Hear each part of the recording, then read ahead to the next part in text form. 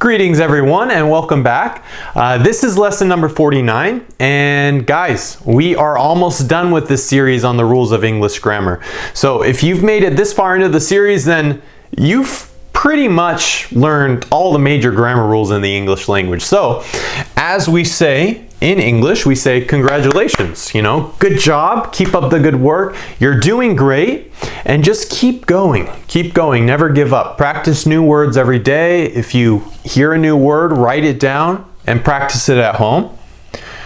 Before you know it, you'll be excellent in English, excellent. Try watching movies as well. Let's go ahead and start the lesson.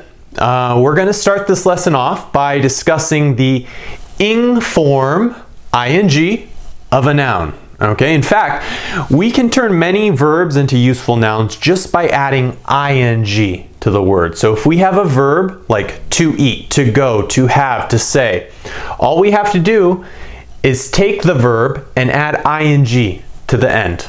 Okay, in that case we get a noun. Okay, a noun that describes the actions of a verb, but it's still technically it's not a verb, it's technically a noun. So even though it is considered a noun, it expresses the action of a verb. Okay, so we're going to look at some examples today and you'll understand. It will be easy for you. Okay, so let's begin. In our first example, we're going to look at the verb to eat. I'll go ahead and write it for you. So you can see that we have to eat here. I'll write it right here, okay? To eat. Now, this is the infinitive form to eat. Okay, I know this looks bad, but this is T-O-E-A-T, to eat. Okay, now what do we do when we want to make a noun? Okay, well, we have it in the infinitive form, so we're going to get rid of to. So say goodbye to, and then we're going to add ing to the end, and we get eating. Now, is eating a verb? Is eating a verb? No. It's not a verb. Eating is actually a noun in this case, but it describes the actions of a verb. Do you understand? So even though it's not a verb, it describes the actions of a verb. It's almost like it is a verb, but it's not.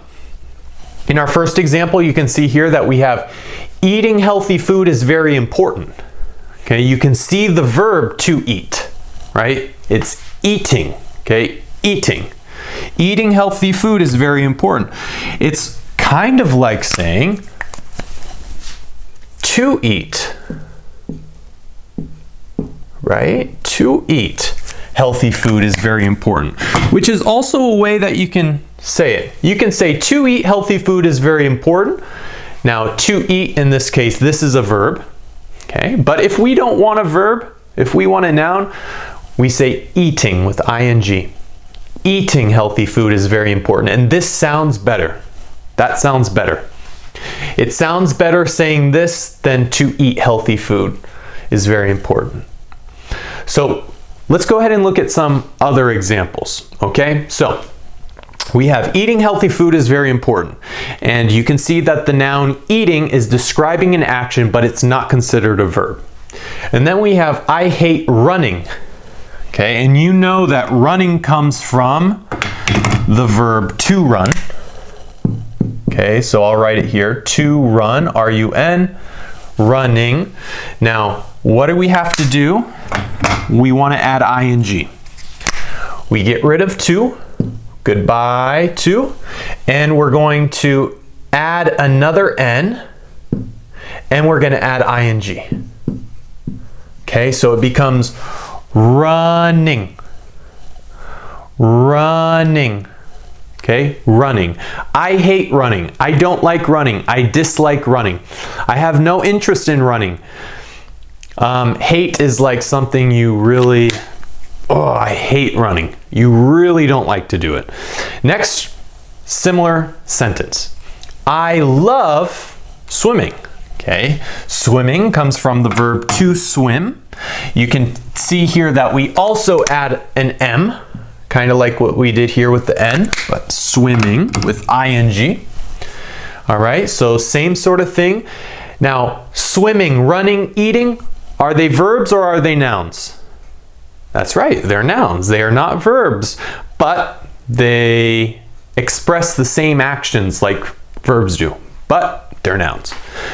Next we have learning English will help you communicate abroad. Okay, so learning English will help you communicate abroad. Learning from the verb to learn.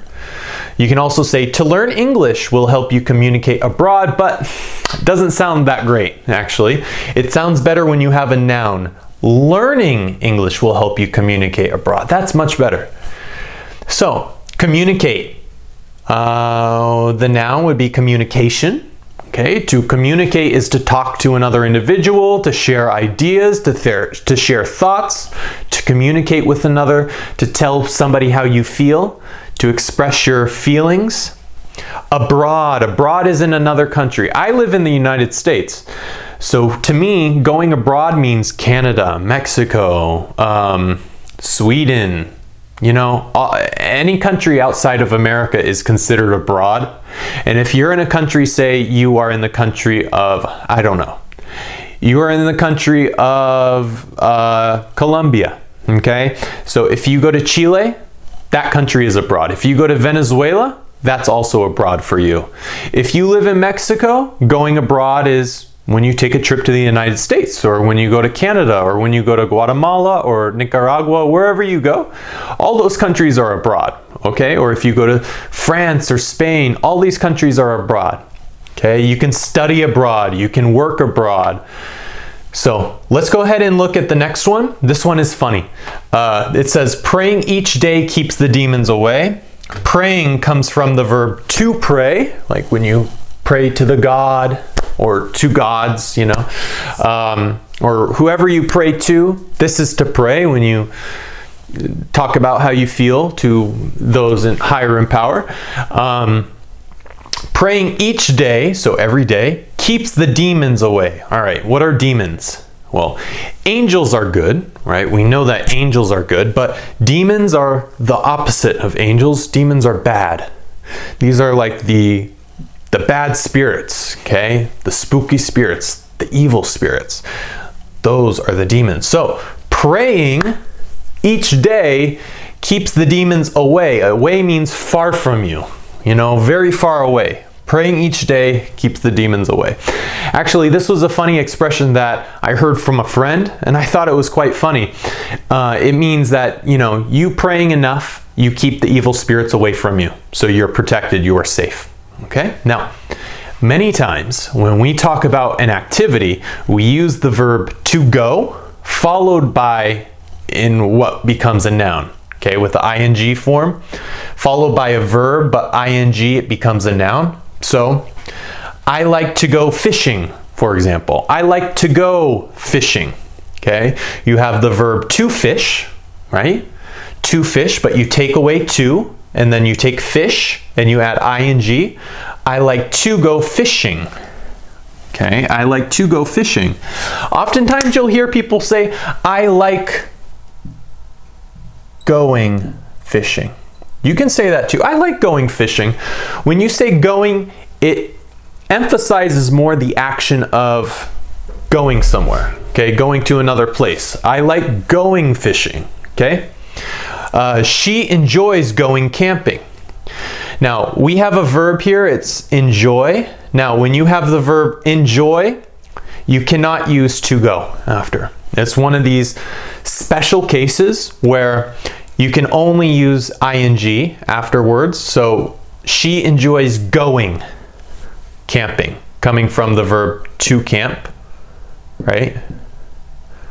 To camp, get rid of the to, add ing. So it's to go camping, but after enjoy you have to say going. You cannot say to go. There's a couple verbs like this, including one right here that we'll talk about right now. But first, let's talk about this one. They love to go hiking. Okay, they love to go hiking. Okay, you can also say they love going hiking. Hiking means you climb a mountain, you go up high. For example, if you go to a national park and there's mountains there and you want to go up to the top of the mountain, you hike up the mountain. They love going hiking. You could say that too. They love going hiking. Okay. And then here we have, we avoid going jogging. We avoid going running. You cannot say we avoid to go jogging. We avoid to go running. You cannot say that. Avoid is much like enjoy, okay? Where after each of these verbs, you have to use going instead of to go. Okay, these are things that you have to memorize, and we talked about these in previous lessons, so I'm sure you already know how it works. But there are a certain amount of verbs that we have to use a fuller form after. We can't use the infinitive, because when we have to go, it's an infinitive form. We can't do that in these cases. All right, jogging and running, there's a difference. Jogging is when you're running, you know, but you're running at a slower pace. Okay, you're running, but it's not super fast. Running is what you do at the Olympics or when you're in a race with somebody. You are running as fast as possible. So running is very, very fast. Jogging is a little bit slower. You take your time, you know. So, all right, guys, let's go ahead and move on, okay? So we just did 1, 2, 3, and 4. 4 of these, which are pretty easy. So not only can verbs turn into nouns by adding ing, they can also become adjectives, okay? Adjectives that are sometimes placed before the noun or after it. Adjectives, what do adjectives do? Do you know? What is their job? What is the job of an adjective? An adjective, I'll tell you, an adjective describes the noun. You know, it attributes qualities to them.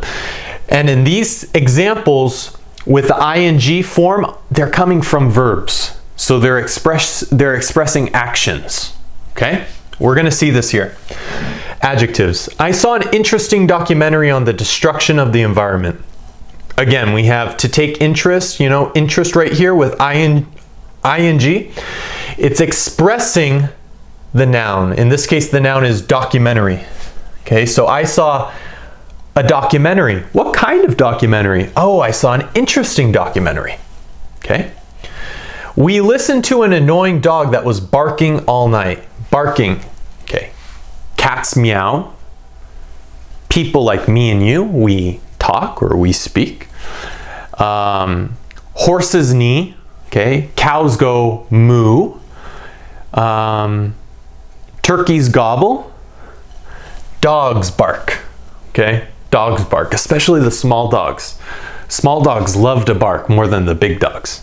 So we listen to an annoying dog. Okay. Why is it annoying? Because it's barking all night, right? It's barking in your ear. Bark, bark, bark. It's very annoying. You don't like it. It's an unpleasant feeling. You are displeased by what's going on. You want to say, shut up to the dog. You know, it's an annoying dog. So let's go ahead and look at other examples. This comes from the verb to annoy, okay? To annoy somebody. I annoy my sister. You annoy your brother. You annoy your parents. You are annoying at school, okay? So do you see the ticket collector collecting money on the bus? Aha. Okay, so guys, we were talking a little bit about how the adjectives come before nouns. Well, we're going to see some cases where they come after nouns. So, do you see a ticket collector collecting money on the bus? Collecting with ing is the adjective. Okay, a ticket collector is the noun. So, it describes the action of a ticket collector. What is he doing? Collecting money.